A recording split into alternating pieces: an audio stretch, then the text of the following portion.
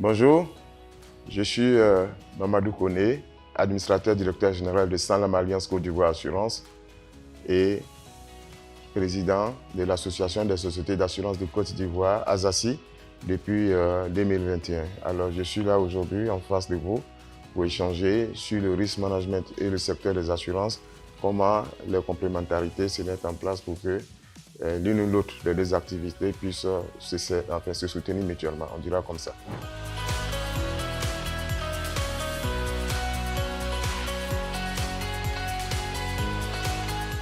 Comme on le dit, ASACI, c'est Association des sociétés d'assurance de Côte d'Ivoire. Donc c'est d'abord une association corporatiste dont l'objectif initial, c'était de défendre les intérêts des compagnies d'assurance, aussi bien sur le plan fiscal, sur le plan réglementaire surtout, mais aussi aider les compagnies d'assurance, le secteur dans son ensemble, à faire face évidemment aux difficultés auxquelles on pourrait être confronté. Mais aujourd'hui, l'ASACI est allé plus loin. L'ASACI aujourd'hui a été transformé pour en faire un centre d'excellence, pour en faire un centre opérationnel qui se met véritablement à la disposition des compagnies d'assurance pour aider les compagnies d'assurance évidemment à faire face aux problématiques de marché. C'est ainsi qu'aujourd'hui, l'ASACI que vous avez connue peut-être il y a 10 ans, il y a 5 ans, n'est pas celle-là que nous avons aujourd'hui. Celle que nous avons aujourd'hui, c'est véritablement une entreprise qui est gérée sous le format des entreprises d'assurance avec une direction exécutive, des départements qui sont en charge d'un certain nombre de problématiques auxquelles les compagnies d'assurance pourraient être confrontées. Et donc, par rapport à ça, vous voyez bien que un des sujets majeurs que l'ASACI pourrait avoir à faire la promotion, c'est le risk management. Dans la mesure où le risk management et les assurances font toujours chemin ensemble, sont assez complémentaires. Et il était évident pour nous, en tant qu'ASACI, évidemment, de travailler de concert avec le RIMRAE dans toutes les manifestations pour apporter évidemment notre soutien, aussi bien pour continuer à sensibiliser nos clients, donc les entreprises qui s'assurent, mais aussi les entreprises d'assurance à travailler de façon très étroite avec les risk managers.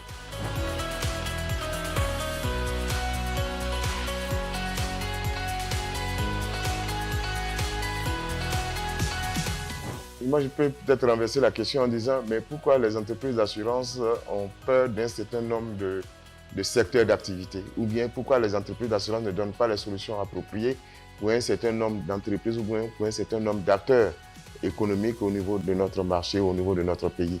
Je préfère plutôt poser la question comme ça pour que les entreprises d'assurance puissent se mettre en mode action, plutôt que d'attendre que les autres viennent à eux pour justifier leur assurabilité. Et donc, du coup, l'idée, quand vous regardez, vous avez posé la question sous l'angle des entreprises.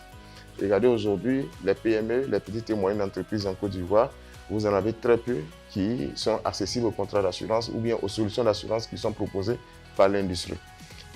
La question est de dire, est-ce qu'on peut continuer à laisser cette partie de notre économie dont on dit qu'elle représente 90% de l'économie, est-ce qu'on peut continuer à travailler en marge de cette partie de l'économie? Moi, je pense que c'est non. Et je pense aussi que toutes les compagnies d'assurance, quand vous leur poserez la question, ils vous diront, aujourd'hui, nous avons pris conscience que le secteur des PME, c'est un levier de croissance que nous devrons absolument exploiter. Et donc, nous avons un taux de croissance qui est de 2%, c'est vrai, c'est très faible, parce qu'à un moment donné, nous nous sommes assez concentrés sur ce qui était considéré comme étant les entreprises beaucoup plus structurées, qui étaient dans le secteur informel, pour lesquelles on pouvait apporter des solutions faciles et avec lesquelles on parlait plus ou moins le même langage. Là, il se trouve qu'aujourd'hui, c'est un secteur qui est plus ou moins saturé. Si vous voulez accroître le taux de pénétration dans un pays comme la Côte d'Ivoire, vous êtes obligé de créer de nouveaux espaces de croissance. Vous êtes obligé de créer de nouveaux espaces de croissance, des espaces où aucune entreprise n'y est, dans des espaces où les gens n'ont pas accès aux produits d'assurance. Et c'est à vous, compagnie d'assurance, de développer des solutions, à la fois en termes de produits, en termes d'opérationnalisation, mais aussi en termes de distribution, pour pouvoir capter évidemment cette grande partie de la population qui reste sans assurance. Donc, nous, la question n'est plus de se dire, voilà, si vous voulez vous assurer, vous devrez démontrer ou bien montrer patte blanche que vous êtes éligible. La question, c'est plutôt de dire, vous assurez, est-ce que vous faites le métier qu'on vous demande de faire, assurer les gens, assurer là où il y a des risques, assurer où les gens ne sont pas couverts par des contrats d'assurance. Donc, aller là-bas et proposer des solutions qui soient des solutions adaptées.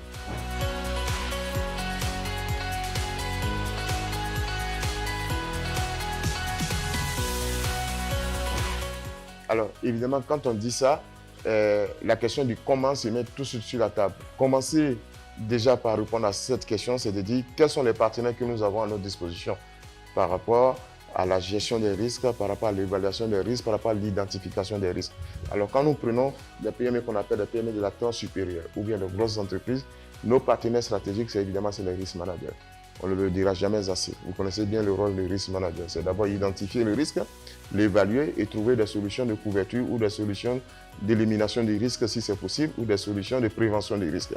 Et quand ces solutions-là, d'élimination, de prévention ou je dirais, d'éradication ne sont pas forcément efficaces, à ce moment-là, on a forcément besoin de l'assurance dans la mesure où le risque, dans tous les cas de figure, il pourrait survenir. Donc il faut des mesures de protection. L'assurance fait partie des mesures de protection en ce sens que c'est une solution qui vient limiter ou du moins soulager la personne qui a le risque en cas de réalisation effectivement de ces risques-là. Et donc du coup, notre ambition ou bien notre rôle, c'est de faire en sorte que les risques soient couverts et que nos clients, que ce soit les PME, les grosses entreprises surtout, ne puissent pas évidemment être victimes sur leur activité de la surveillance d'un risque ou bien d'un événement évidemment qu'on ne voudrait pas voir survenir. Et donc par rapport à ça, il faut déjà aller vers ceux qui connaissent le risque, qui ont travaillé sur le risque, qui ont évalué le risque après l'avoir identifié et qui ont évalué différentes solutions de remédiation par rapport au risque. Et donc du coup, quand vous faites ça, vous travaillez avec des professionnels qu'on appelle risk managers qui eux vont vous dire, évidemment, voilà le risque global de l'entreprise, voilà ce dont on a besoin d'assurer, voilà ce dont on n'a pas besoin d'assurer. Et ce dont on a besoin d'assurer, évidemment, vous, compagnie d'assurance, on attend que vous nous envoyez les solutions appropriées. Et en ce moment, on regarde. Et nous, c'est une démarche qui est vraiment très intéressante pour l'assureur, parce qu'à la fin de la journée, l'assureur, il veut que son client continue à exister, continue à exercer son activité.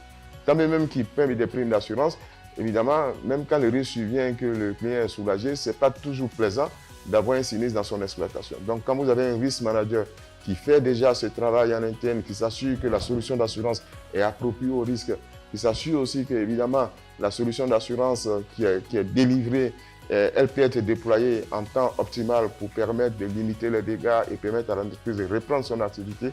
Quand vous avez un partenaire comme ça dans une entreprise, évidemment, vous êtes gagnant parce que la fréquence des sinistres va être réduite. Et pour votre client, les primes d'assurance vont être aussi mieux négociées et plus réduites. Et donc, vous avez évidemment, dans ce cadre-là, tout ce qu'il faut pour que les assurances puissent continuer à pénétrer notre tissu économique en partenariat avec les risk managers et faire en sorte que, évidemment, les risques soient de mieux en mieux maîtrisés. Évidemment, si malgré toutes ces solutions, que le risque survient quand même, et en ce moment, l'assureur fait le travail qui est le sien, qui est de dire je paye l'indemnité qui est prévue au contrat.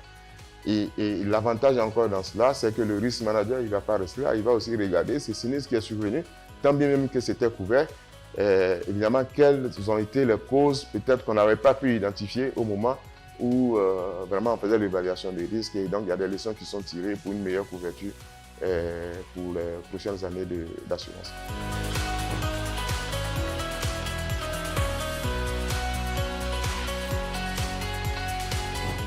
Alors, c'est une très belle question. C'est une question qui arrive à tous les niveaux dans une activité d'assurance. Que vous fassiez de l'assurance automobile, que vous fassiez de l'assurance des risques industriels, de l'assurance vie, de l'assurance, c'est une question qui arrive à tous les niveaux, qui participe de beaucoup de préjugés, peut-être justifiés avec peut-être un certain nombre de difficultés par le passé d'incompréhension entre les compagnies d'assurance et les consommateurs d'assurance.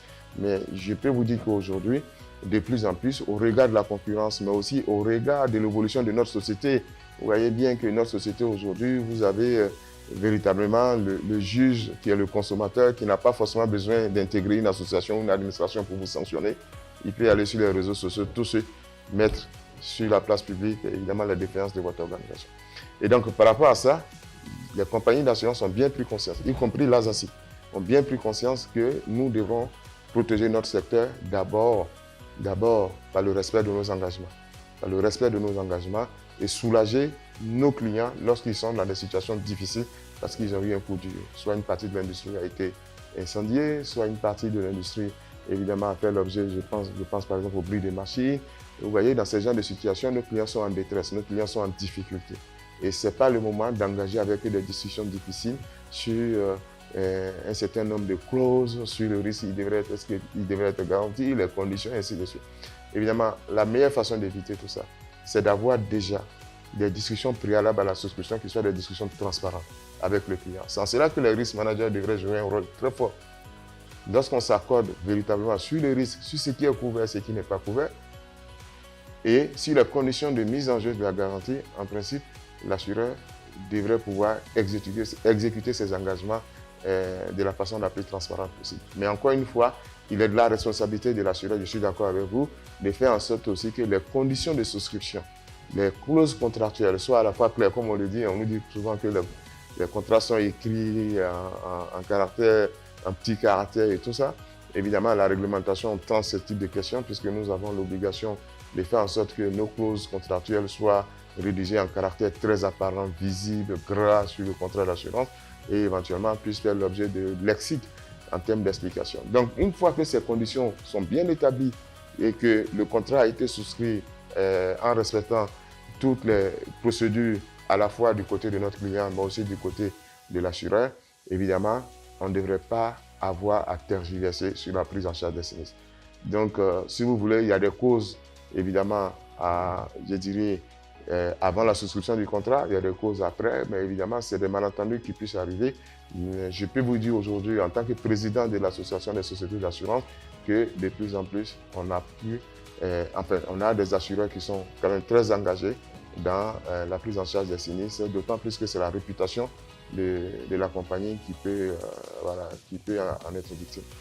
Donc, évidemment, c'est des situations qui arrivent, c'est malheureux, mais il y a quand même une tendance positive au niveau du marché des assurances en Côte d'Ivoire sur cette question.